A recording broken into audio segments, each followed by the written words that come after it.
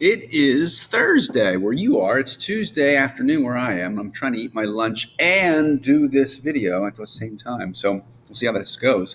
Welcome. This is Unit 4. So we're kind of almost at the halfway point. And I got to tell you, Unit 4 is a really easy unit. So coming off of Unit 3, we're going to love Unit 4. There's really basically three things we're going to pull from Unit 4. We are going to learn a good bit of common rules with it, but really there's only three sort of diagramming newbies that we have to pick up on, which is nice. So chapter 5 is the premise of Unit 4. It's kind of confusing. And the whole thing's about adverbials. Is once again, you think about it, we're moving our way through all the form classes. So we took on verbs, then we jumped up to chapter 7 and took on nouns, and now we're back to adverbs, and then we'll finish up with adjectives as we kind of progress through that series. And so the author, once again, instead of calling them nouns, she called them nominals. And so here she calls them adverbials, because we're going to realize that an adverb is just one option that we have. There are other structures which also do the same job. So therefore, we call the whole category adverbials. And to categorize this whole chapter, this whole unit rather, I called it that you live only once, because you really can't say you only live once. I guess you can't say it, but you'd be grammatically wrong. I Googled where this phrase came from, who actually originated it. Now, there seemed to be some rapper from Canada named Drake. I'm not familiar with that gentleman, but supposedly he has a song that is grammatically incorrect, so figure that one out. But also, Googling further than the first thing I found also displayed that there are lots of uses of "you only live once" or this YOLO phrase long before this gentleman Drake used it. So it's kind of up in the air who decided to who wants to claim it. But to me, I wouldn't claim it because it's wrong. And so by the end of this unit, we're going to talk about how we know that you can't say or shouldn't say you only live once, but you should live only once. And so as we see here, Ted is so happy, and you can see his smile because he realizes the phrase should be "yaloo." So let's get into it. All right. So if you're a note taker, schmote taker, here's some pearls of wisdom for you. So adverbials, I think the sentence which says the audience gasped nervously throughout the theater when the magician thrust his sword into the box. Well, some adverbs, we're going to find some of these adverbials are going to be single words. So like the word nervously is going to answer the question of how. So it's a single adverb. We're also going to come across phrases in this unit. So throughout the theater is a prep phrase, but we're also going to realize it's adverbial prep phrase. We're going to have phrases. This tells us where the audience gasped. And we're also going to have clauses. So this is going to be our second of four clauses. So we're going to have what we're going to call the adverbial clause eventually. And so this clause which says when the magician thrust his sword into the box is an adverbial clause. So these are all things we're going to learn. You don't have to write this stuff down now, but these are all things that we're going to learn in this unit. We're going to take a look at phrases, individual words, as well as clauses. The point here I want to show you is that an adverb, what makes it tricky is that it has no fixed slot. So unlike a direct object, which has to be in a certain position, and that's what made nouns easier because they had to be in a certain place. When you saw a preposition, you were expecting a noun to be with it. The adverb's tough because he has no fixed slot. Like he can be anywhere. And so he's slippery. He can slide all over the place. And so their mobility, the fact that they can move, also makes them sometimes recognizable, but also makes them unrecognizable. So I can move things around, and depending on where I move them, punctuation changes. Look at that. Did you see how I moved this clause, which is that when the magician thrust his sword into the box, and I moved it to the Jeffrey, go the right direction. When I move him to the front, you'll notice there's a comma that travels with him. That's weird. And if I move that part in yellow throughout the theater at the beginning, no comma was there. So there's some rules we're going to have to learn with punctuating these adverbials that we're going to have to clarify that maybe you have or have not been doing correctly. We're going to fix all that for you. So a couple things for us. Adverbs typically are going to be these words that are ending in ly. We call them adverbs of manner because they basically are derived from an adjective. So we would say they gasped nervously, which is like saying they gasped in a nervous manner, or they talked quietly in a quiet manner. It stops suddenly in a sudden manner. So basically, we've taken this adjective of nervous, quiet, sudden, and we've made it into an adverb. So that's one thing that helps you kind of recognize them a little bit. They're oftentimes derived from adjectives. So single word adverbs. So they have a sense of mobility to them. So an adverb, when it's in a single word, can float around. It can be both in front of as well as after the verb. It can be at the beginning. It can also be at the end of the sentence. And it can actually even split verb phrases. So that's why we know words like not are not really part of the verb, but they can kind of insert themselves inside of a verb phrase. As you see here in this last example, see if I can get my cursor to show a highlighter. I always like that. Well, laser pointer. That's what I meant. I have actually been practicing my grammar at home. Well, the verb is have been practicing, but you can throw an adverb right in the middle there. So they are kind of troublemakers. They can kind of show up anywhere they want to. Now, prep phrases is we're going to focus on again. We've done prep phrases before, but we're really going to focus on how prep phrases can modify both nouns and verbs, getting really picky about where we're building these prep phrases now. So a prep phrase may have modifiers that also qualify or intensify them. So let me give you an example. It says, he arrived shortly before noon. Well, he didn't arrive shortly. He arrived before noon. You hear that? He arrived before noon. We're like, well, how far? Was it an hour before noon? No, it was just shortly before noon. So here we have this adverb modifying this prep phrase. That's cool. Or Frank Lloyd Wright's Falling Water was built over the water. But like, where over the water? Directly over the water. So therefore, we have these adverbs not modifying the verb, but this time it's actually modifying a prep phrase. So be careful of that. And the thing is with prep phrases can create some kind of ambiguity, meaning that depending on where we put them, it can completely change the meaning. And even when we do put them in the right place, it still can be ambiguous. So if I said they discussed their problems with their grammar teacher, it's hard to figure out what you're actually saying here.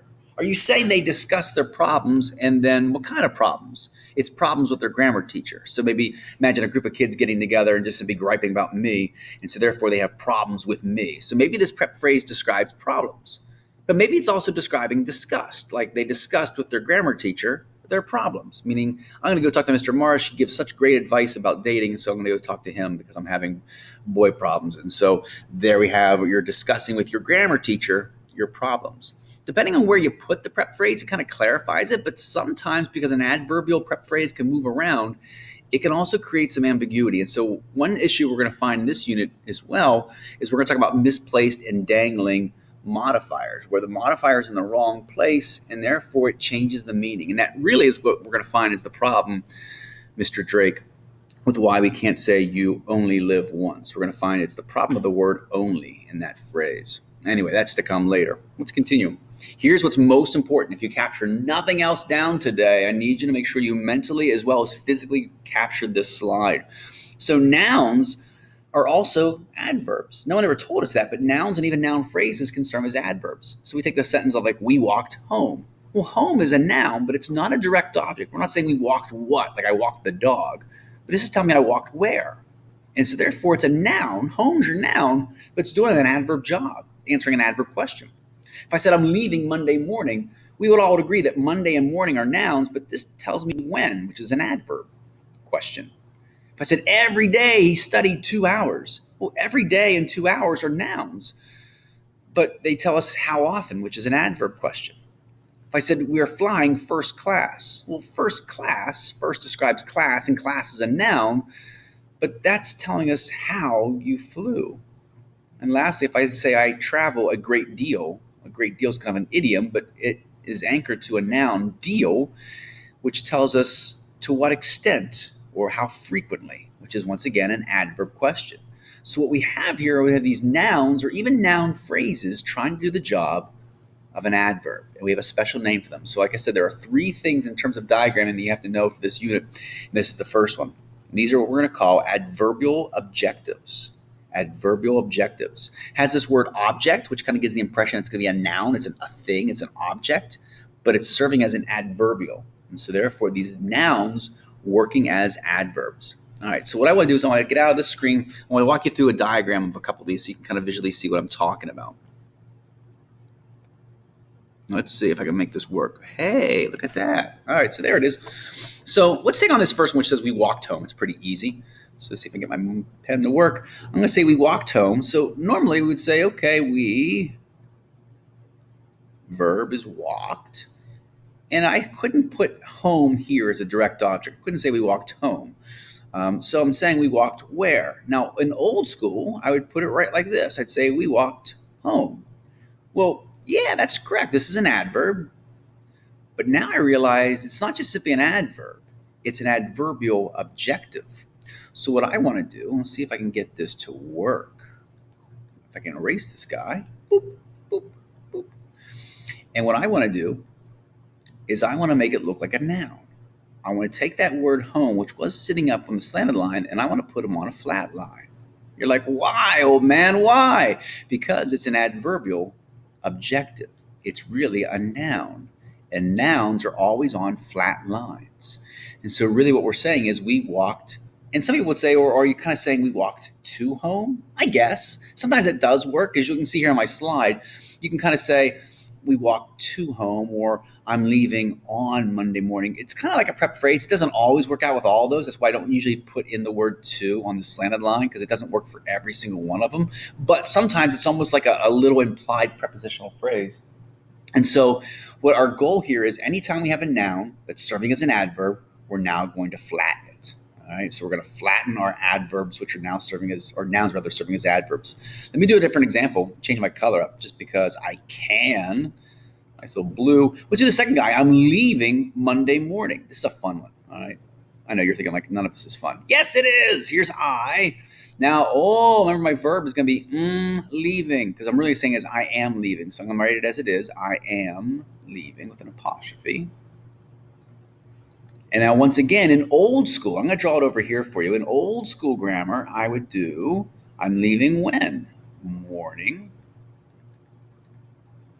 And then which morning? Monday morning. Okay, so that's always confusing to people. And I don't know, if I was a better teacher, I'd figure out a way of teaching it, but I just can't. I need you to see that Monday describes morning. It's Monday morning. So you're leaving morning, but it's Monday morning. Great. So this time we would say I'm leaving morning, but it's Monday morning, describing which particular morning it is. It's Monday morning. So I see that Monday describes morning, but then collectively this whole thing is all telling us when you're leaving. So this is how I would normally diagram it, but now I realize they're nouns. So think about how I could take that structure and rotate it. So it's almost like taking this whole thing and just spinning it around. So I'm going to come down and over with morning, because he's a noun. And now Monday is describing morning, but I don't want to come down just with Monday, because he's also a noun. So I'm going to come down and over and put Monday right here. Monday morning. And once again, these are your adverbial objectives. We're going to flatten nouns, which are answering adverb questions. They answer when, flatten them. This answers where, flatten it. So any of these guys, day gets flattened, hours gets flattened, class gets flattened, deal gets flattened. And then you just simply diagram it normally from there. All right, so think about that. So if I took on like this thing that says every day, well, I would certainly take that word day and flatten it, but I wouldn't flatten the word every. Every is not really a noun, so I'm going to just keep every slanted. But sometimes you will have like a double flat like this, which is kind of cool. So just be aware of that. Lastly, as you're working on your worksheet today, be careful of weird words. There are a few words which is kind of up in the air, but like words like there's a location. So it's kind of a vague noun, but it is kind of a location, so I would flatten it. I'm going to use the word sometimes today on one of your sentences. Well, sometimes, once again, is a very vague time, but it works. If I said Sunday, if I said Thanksgiving, those are all definitely nouns, but they're telling us when, so I'm going to flatten those kind of words.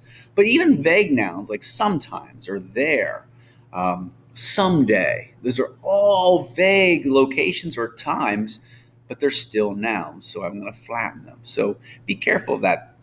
You're going to have a worksheet which is going to have 4 sentences on there. I'm going to show you how to diagram number 1. If you want to go to the link, which is also on Schoology, you can see me diagram number 1, and then I'll encourage you to take on numbers 2, 3, and 4 for some practice. I've posted the answer key online for you, so you can take a look at that as well if you want to compare your answers with mine. But that's the beginning of this unit. Once again, not really difficult. Nothing really new happening. We're just kind of practicing adverbs and prep phrases, but we're just simply hyper-focusing on nouns, which now have to be flattened. Okay, that's it. And I have still time to eat before my kids come back for third period.